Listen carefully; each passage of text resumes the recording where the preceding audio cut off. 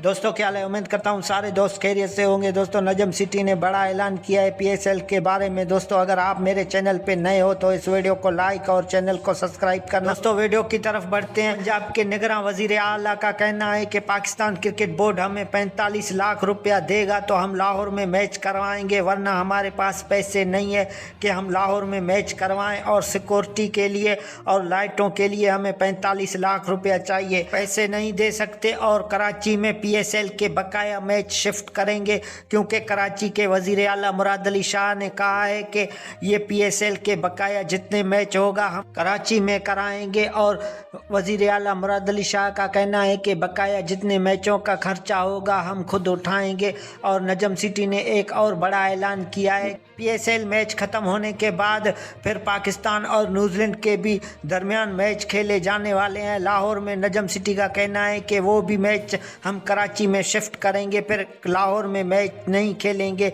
दोस्तों comment box में राय का इज़हार करना कि लाहौर में मैच होना चाहिए या सारा कराची पिंडी में खेला जाए।